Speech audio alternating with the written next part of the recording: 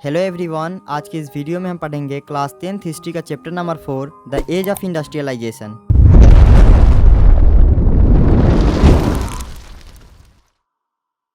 इन 1900 E T Paul नाम के एक पॉपुलर म्यूजिक पब्लिशर ने एक म्यूजिक बुक पब्लिश की जिसके कवर पेज पर डॉन ऑफ सेंचुरी की ये वाली पिक्चर थी। इस पिक्चर के सेंटर में ये जो गॉडेस लाइक फिगर है ये एंजल ऑफ प्रोग्रेस को दर्शाती है, जो अपने एक हाथ में न्यू सेंचुरी का फ्लैग लेकर विंग्स वाले व्हील पर बैठी हुई है। ये जो व्हील्स है वो टाइम को सिंबलाइज करती है जो फ्यूचर की तरफ जा रही है। उसके पीछे railway, camera, machine, printing press और फैक्ट्री जैसे प्रोग्रेस के साइन दिख रहे हैं। इस चैप्टर में एक और पिक्चर दी गई है जिसमें दो मैजिशियंस दिखाए गए हैं। पिक्चर के ऊपर वाले पार्ट में अलादीन है जो अपने मैजिक लैम्प से एक खूबसूरत महल बना रहा है, और वहीं पिक्चर के नीचे वाले पार्ट में मॉडर्न मैकेनिक है जो अपने मॉडर्न टूल से ब्रिज, शिप्स, टावर्स और हाई राइज बिल्डिंग्स बना रहा है। अलादीन पास्ट को और ईस्टर्न कंट्रीज को रिप्रेजेंट कर रहा है, वहीं मैकेनिक मॉडर्निटी और वेस्टर्न कंट्रीज को रिप्रेजेंट कर रहा है। इस चैप्टर में हम पहले ब्रिटेन के कंटेक्स्ट में पढ़ेंगे जो पहला इंडस्ट्रियल नेशन था। फिर हम अपने इंडिया के कंटेक्स्ट में पढ़ेंगे जहां इंडस्ट्रियल चेंज का पैटर्न कॉलोनियल रूल से प्रभावित था। तो चलिए स्टार्ट करते हैं।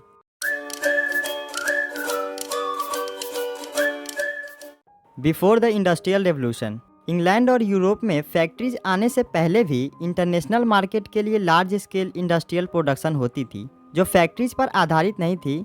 कई हिस्टोरियंस इस फेज को प्रोटो इंडस्ट्रियलाइजेशन कहते हैं। 17th और 18th सेंचुरी में यूरोप के शहरों के मर्चेंट्स गांव की तरफ जाते थे और वहां के पीजेंट्स और आर्टिसियंस को पैसे देकर उनसे इंटरनेशनल मार्केट के लिए सामान तैयार कराते थे। वर्ल्ड ट्रेड के एक्सपेंशन और कॉलोनीज के मिलने से गुड्स की डिमांड तो बढ़ गई थी, लेकिन शहरों में प्रोडक्शन बढ़ाना मुश्किल था क्योंकि वहाँ अर्बन क्राफ्ट्स और ट्रेड गिल्ड्स पावरफुल थे। ये एसोसिएशंस क्राफ्ट पीपल को ट्रेन करते थे, प्रोडक्शन को कंट्रोल करते थे, कंपटीशन और प्राइजेस को रेगुलेट करते थे और नए लोगों को ट्रेड में एंट्री करने से रोकते थे।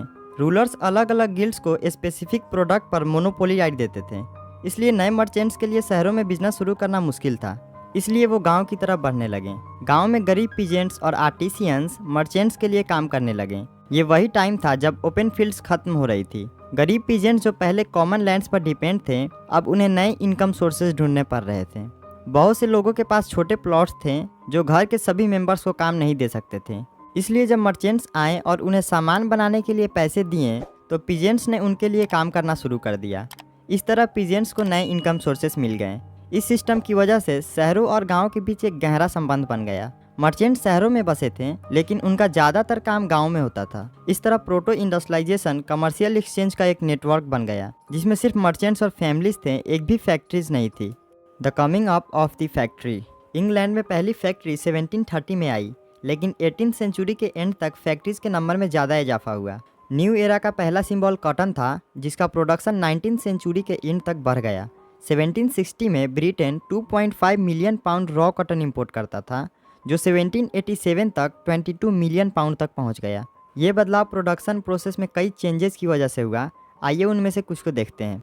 18th सेंचुरी में कई इन्वेंशंस हुए जिससे प्रोडक्शन प्रोसेस के हर स्टेप की इफिशियंसी बढ़ गई। अब सभी वर्कर ज़्यादा प्रोड्यूस करने लगे। फिर रिचर्ड आर्कराइट ने कॉटन मिल बनाया। इससे पहले कपड़े बनाने का काम गाँव के घरों में होता था, लेकिन अब नए महंगे मशीन्स मिल्स में सेटअप किए जा सकते थे। मिल्स में सभी प्रोसेस एक छत के नीचे एक साथ होती थी जिससे प्रोडक्शन प्रोसेस पर ज़्यादा अच्छे से नज़र रखा जा सकता था, क्वालिटी को चेक किया जा सकता था और लेबर को रेगुलेट किया जा सकता था, जो कि गांव में होना मुश्किल था। 19th सेंचुरी के शुरुआत तक फैक्ट्रीज इंग्लिश लैंडस्केप का एक महत्वपूर्ण हिस्सा बन गई। The pace of industrial change. इस टॉपिक को हम 4 पॉइंट्स की हेल्प से समझेंगे। पहला, ब्रिटेन में सबसे डायनेमिक इंडस्ट्री कॉटन और मेटल थी। पहले फेज में 1840s तक कॉटन इंडस्ट्री सबसे आगे थी, बट रेलवेज के एक्सपेंशन के बाद आयरन और स्टील इंडस्ट्री ने लीड लिया। 1873 तक ब्रिटेन आयरन और स्टील का एक्सपोर्ट 77 मिलियन पाउंड कर रहा था, जो कॉटन एक्सपोर्ट के वैल्यू का डबल था।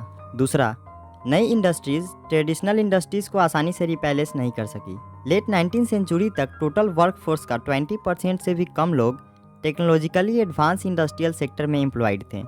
टेक्सटाइल एक डायनेमिक सेक्टर था, लेकिन इसका ज़्यादातर प्रोडक्शन फैक्ट्रीज के बाहर डोमेस्टिक यूनिट्स में होता था। तीसरा, ट्रेडिशनल इंडस्ट्रीज में भी धीरे धीरे चेंजेज हो रहे थे, जैसे छोटे छोटे इन्वेंशंस कई नॉन मैकेनाइज्ड सेक्टर के ग्रोथ का कारण बनी। चौथा, टेक्नोलॉजी धीरे धीरे स्प्रीड हुई। नई टेक्नोलॉजी महंगी थी और मर्चेंट्स और इंडस्ट्रियलिस्ट इसे खरीदना नहीं चाह रहे थे।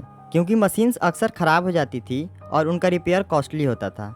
1781 में जेम्स वाट ने स्टीम इंजन इम्प्रूव किया और उसे पेटेंट करा लिया, बट उनके इंडस्ट्रियलिस्ट फ्रेंड मैथ्यू बोल्टन को इस मॉडल को सेल करने में बहुत मुश्किल हुई। 19वीं सेंचुरी के शुरुआत में पूरे इंग्लैंड में सिर्फ 321 स्टीम इंजन्स थे। इनमें से 80 कॉटन इंडस्ट्रीज़ में, 9 वुल इंडस्ट्रीज़ में और बाकी माइनिंग और आयरन वर्क में थे। स्टीम इंजन्स बाकी इंडस्ट्रीज़ तक बहुत लेट पहुंचा, क्योंकि इंडस्ट्रियलिस्ट ने इसे धीरे धीरे अडॉप्ट किया।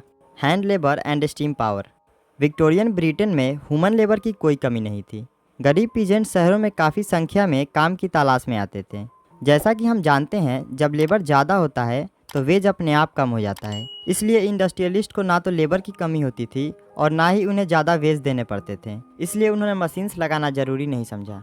कई इंडस्ट्रीज़ में लेबर की डिमांड सीजनल थी और जहाँ प्रोडक्शन सीजन के हिसाब से बढ़ता या घटता था, वहाँ इंडस्ट्रियलिस्ट हाथ से काम करने वाले लोगों को रखना पसंद करते थे, ताकि वो सीजन के हिसाब से वर्कर्स को हायर कर सकें।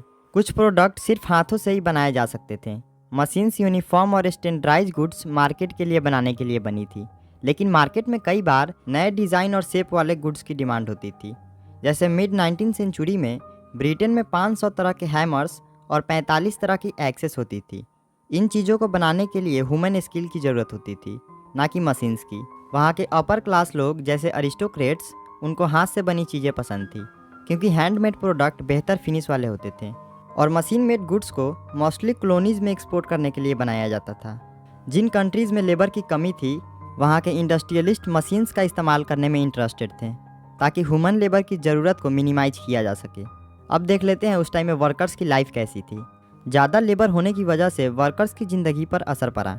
जब काम मिलने की खबर गाँव में पहुँचती तो हज़ारों लोग शहरों की तरफ चल पड़ते, लेकिन जॉब उन्हीं लोगों को मिल पाता था जिनके दोस्त किसी फैक्ट्री में पहले से काम कर रहे होते थे। लेकिन सबके पास ऐसे सोशल कनेक्शन नहीं थे, इसलिए उन्हें हफ्तों तक काम का इंतजार करना पड़ता था और उन्हें रात ब्रिज के नीचे गुजारनी पड़ती थी, जबकि कुछ लोग रिफ्यूजी कैंप में रहते थे। कई इंडस्ट्री में काम सीजनल था, इसका मतलब था कि काम लंबे समय तक नहीं मिलता था। इस वजह से कुछ लोग अपने घर वापस चले जाते थे, जबकि कुछ लोग और जॉब्स ढूंढते थे। अर्ली 19वीं सेंचुरी में वेजेस थोड़ा बढ़ी, लेकिन इससे वर्कर्स को कुछ खास फायदा नहीं हुआ, क्योंकि नेपोलियन वार के दौरान प्राइजेस बहुत तेजी से बढ़ी थी। इस वजह से वर्कर्स के कमाई का रियल वैल्यू काफ़ी कम हो गया था। अब वो अपने कमाई से बहुत कम सामान खरीद पाते थे। मिड 19वीं सेंचुरी तक अर्बन पॉपुलेशन के करीब 10% लोग गरीब थे। 1830s तक अनएम्प्लॉयड लोगों का प्रोपोर्शन 35 से 75% तक पहुंच गया था। लोग इन सब अनएम्प्लॉयमेंट का कारण नई टेक्नोलॉजी को मानते थे। जब वुलन इंडस्ट्री ने स्पिनिंग जेनी को इंट्रोड्यूस किया, तो जो महिलाएं हैंड स्पिनिंग का यूज करती थीं, उन्होंने नए मशीन्स पर अटैक करना शुरू कर दिया। Industrialisation in the colonies. अब हम इंडिया के बारे में देखते हैं कि एक कॉलोनी कैसे इंडस्ट्रियलाइज होती है। The age of Indian textiles. Machine industries आने से पहले इंडिया के सिल्क और कॉटन गुड्स इंटरनेशनल मार्केट में डोमिनेट करते थे। बहुत से कंट्रीज़ में कोर्स कॉटन बनाई जाती थी, लेकिन अच्छी क्वालिटी वाली कॉटन अक्सर इंडिया से आती थी। बहुत सारे इंडियन मर्चेंट्स और बैंकर्स इस एक्सपोर्ट ट्रेड नेटवर्क में शामिल थे, जो प्रोडक्शन को फाइनेंस करते थे, गुड्स को ले जाते थे और एक्सपोर्टर्स को सप्लाई करते थे। ये लोग वीवर्स को एडवांस में पैसे देते थे और वीवर्स उनके लिए वीवन क्लॉथ प्रोड्यूस करते थे और सप्लाई को पोर्ट्स तक ले जाते थे। पोर्ट्स पे बड़े सीपर्स और मर्चेंट्स होते थे जो इन प्रोडक्ट्स को खरीदते थे। 1750s तक यह नेटवर्क जो इंडियन मर्चेंट्स कंट्रोल करते थे, वो टूटने लगा। यूरोपियन कंपनीज ने धीरे धीरे अपनी पावर बढ़ाई। उन्होंने ट्रेड पर मोनोपोली राइट ले लिया। इसका रिजल्ट यह हुआ कि सूरत और हुगली जैसे पुराने पोर्ट्स जहां लोकल मर्चेंट्स ऑपरेट करते थे, वो डिक्लाइन होने लगा। इन पोर्ट से एक्सपोर्ट बहुत तेजी से गिर गया और लोकल बैंकर्स धीरे धीरे बैंकक्रप्ट हो गए। 17वीं सेंचुरी के लास्ट ईयर में सूरत से होने वाले ट्रेड की वैल्यू 16 मिलियन से घटकर 1740s तक 3 मिलियन तक हो गई। जब सूरत और हुगली पोर्ट डिक्लाइन हो रहा था, तभी मुंबई और कोलकाता ग्रो होने लगा। नए पोर्ट से होने वाले ट्रेड्स यूरोपियन कंपनीज के कंट्रोल में थे। जब कई पुरानी ट्रेडिंग हाउसेस कोलैप्स हो गई, तो कुछ लोगों ने यूरोपियन कंपनीज के साथ ऑपरेट करना शुरू कर दिया। ये चेंजेस वीवर्स और दूसरे आर्टिसियंस की जिंदगी में कैसे अफेक्ट कर रहे थे, आइए नेक्स्ट टॉपिक में समझते हैं। What happened to viewers. 1760s के बाद ईस्ट इंडिया कंपनी की पावर कंसोलिडेट होने के बाद भी इंडियन टेक्सटाइल एक्सपोर्ट में कमी नहीं आई, क्योंकि ब्रिटिश कॉटन इंडस्ट्रीज एक्सपैंड नहीं हुई थी और इंडियन फाइन टेक्सटाइल्स की यूरोप में बहुत डिमांड थी। इसलिए कंपनी इंडियन टेक्सटाइल के एक्सपोर्ट को बढ़ाने में इंटरेस्टेड थी। कंपनी को एक्सपोर्ट के लिए रेगुलर सप्लाई इंश्योर करना मुश्किल था, क्योंकि मार्केट में फ्रेंच, डच, पोर्तुगीज और लोकल ट्रेडर्स कम्पीट करते थे। लेकिन जब ईस्ट इंडिया कंपनी ने पॉलिटिकल पावर इस्टेब्लिश कर ली, तो उसने ट्रेड पर मोनोपोली राइट का दबदबा जमाना शुरू कर दिया। कंपनी ने एक सिस्टम डेवलप किया जिससे कंपटीशन खत्म हो गया। इसके अलावा उन्होंने कुछ स्टेप्स उठाए, जैसे उन्होंने एग्जिस्टिंग ट्रेडर्स और ब्रोकर्स को एलिमिनेट करके वीवर्स पर डायरेक्ट कंट्रोल इस्टेब्लिश कर लिया। कंपनी ने गुमास्ता नाम का एक पेड सर्वेंट अपॉइंट किया जो वीवर्स को सुपरवाइज करता था, सप्लाईज को कलेक्ट करता था और क्लॉथ की क्वालिटी चेक करता था। ईस्ट इंडिया कंपनी ने अपने वीवर्स को दूसरे बायर से बेचने से रोकने के लिए एडवांस का सिस्टम शुरू किया। वीवर्स को रॉ मटेरियल खरीदने के लिए लोन्स दिए जाते थे और उन्हें अपने कपड़े सिर्फ कंपनी के गुमास्ता को देने पड़ते थे। डिमांड बढ़ने पर कई वीवर्स ने एडवांस ले लिया, पर इससे वो सिर्फ कंपनी के लिए काम करने के लिए बंध गए। गुमास्ताज बाहर के लोग होते थे जो विलेज में आकर वीवर्स को समय पर सप्लाई ना देने पर उन्हें मारते पीटते थे और वीवर्स को वो बहुत कम पैसा देते थे। अब वीवर्स दूसरे बायर्स को कपड़े नहीं बेच सकते थे। इस वजह से कई वीवर्स अपना गांव छोड़कर चले गए या खेती करने लगे।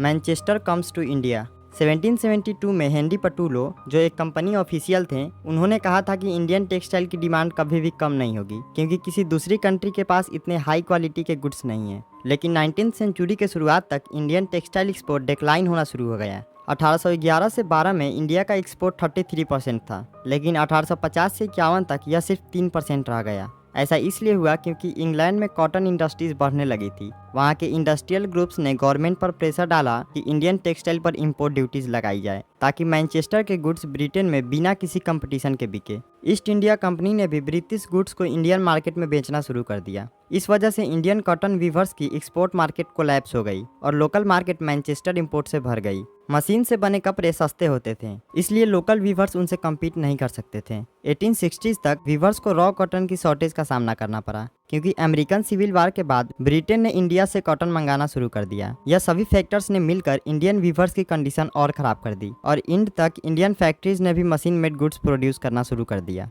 Factories come up. 1854 में पहली कॉटन मिल बॉम्बे में आई और 2 साल बाद प्रोडक्शन शुरू हुआ। 1862 तक वहाँ 4 मिल्स चल रही थी जिसमें 94,000 स्पिंडल्स और 21,000 लूम्स थे। इसी समय बंगाल में भी जूट मिल शुरू हुई। पहली जूट मिल 1855 में आई और दूसरी 1862 में। नॉर्थ इंडिया के कानपुर में 1860s में एलिगिन मिल शुरू हुई और 1 साल बाद अहमदाबाद में पहली कॉटन मिल बनी। 1874 तक मद्रास में पहली स्पिनिंग और वीविंग मिल ने प्रोडक्शन शुरू किया। The early entrepreneurs. इंडस्ट्रीज अलग अलग रीजन में अलग अलग लोगों ने शुरू की। चाइना ट्रेड से कमाई करने के बाद कुछ बिजनेसमैन ने इंडिया में इंडस्ट्री सेटअप की। बंगाल में द्वारकानाथ टैगोर और बम्बे में पारसीस जैसे दीनसौ पेटिट और जमशेदजी टाटा ने इंडस्ट्री शुरू की। मारवाड़ी से हुकुमचंद ने 1917 में पहली इंडियन जूट मिल शुरू की। कुछ मर्चेंट्स मद्रास से बर्मा और मिडिल ईस्ट के साथ ट्रेड करते थे, बट इंडियन मर्चेंट्स को लिमिटेड ट्रेड अपॉर्चुनिटीज़ मिली। Where did the workers come from. Factories को वर्कर्स की ज़रूरत थी और जैसे फैक्ट्रीज बढ़ रही थी वैसे वैसे वर्कर्स की डिमांड भी बढ़ती जा रही थी। 1901 में इंडिया के फैक्ट्रीज़ में 5,84,000 वर्कर्स थे। 1946 तक यह नंबर 24,30,000 तक पहुंच गया। वर्कर्स ज़्यादातर आसपास के गांव से आते थे। जैसे जैसे एम्प्लॉयमेंट के बारे में खबर फैलती, वर्कर्स दूर दराज के एरिया से आकर मिल्स में काम ढूंढते थे। जॉब पाना मुश्किल था क्योंकि जॉब सीकर का नंबर हमेशा जॉब से ज़्यादा होता था। मिल्स में एंट्री भी रेस्ट्रिक्टेड थी। इंडस्ट्रियलिस्ट अक्सर जॉबर्स को नए रिक्रूट भर्ती करने के लिए अप्लाई करते थे। जॉबर्स पुराने वर्कर्स होते थे जो अपने गाँव के लोगों को जॉब्स दिलाते थे और उन्हें शहर में सेटल करने में हेल्प करते थे। The peculiarities of industrial growth. European managing agencies India में इंडस्ट्रियल प्रोडक्शन को डोमिनेट करती थी। उसका फोकस एक्सपोर्ट ट्रेड के लिए प्रोडक्ट बनाने पर था, जैसे टी, कॉफ़ी, माइनिंग, इंडिगो और जूट। इंडियन बिजनेसमैन ने 19वीं सेंचुरी के इंड में इंडस्ट्री सेटअप करना शुरू किया, लेकिन उन्होंने मैनचेस्टर गुड्स के साथ कंपटीशन करने से बचने की कोशिश की। Indian mills course cotton yarn produce करते थे जो हैंडलूम वीवर्स या चाइना को एक्सपोर्ट होती थी। 20वीं सेंचुरी के शुरू में स्वदेशी मूवमेंट ने लोगों को फॉरेन क्लॉथ को बाइकआउट करने के लिए मोबिलाइज किया। इस वजह से इंडियन इंडस्ट्रियलिस्ट ने यार्न से क्लॉथ प्रोडक्शन की तरफ शिफ्ट किया। 1900 से 1912 के बीच Indian cotton piece goods production double हो गया। वर्ल्ड वार फर्स्ट के दौरान ब्रिटिश मिल्स आर्मी की नीड्स को पूरा करने के लिए वार प्रोडक्शन में बिजी थी, इसलिए मैनचेस्टर इंपोर्ट्स इंडिया में कम होने लगा। इससे इंडियन मिल्स को एक बड़ा होम मार्केट मिल गया। वार के बाद ब्रिटेन की इकोनॉमी गिर गई और मैनचेस्टर अपना पहले जैसा पोजीशन रिकवर नहीं कर पाए। इससे इंडियन इंडस्ट्रियलिस्ट को फायदा हुआ और उन्होंने होम मार्केट कैप्चर कर लिया। Small scale industries predominate. World war के बाद फैक्ट्री इंडस्ट्रीज ने लगातार ग्रोथ की, लेकिन बड़े इंडस्ट्रीज भी अभी इकोनॉमी का एक छोटा हिस्सा थी। 1911 में लगभग 67% इंडस्ट्रीज बंगाल और बम्बे में थी। कंट्री के बाकी हिस्सों में छोटे स्केल पर प्रोडक्शन होता था। 20th सेंचुरी में हैंडीक्राफ्ट का प्रोडक्शन भी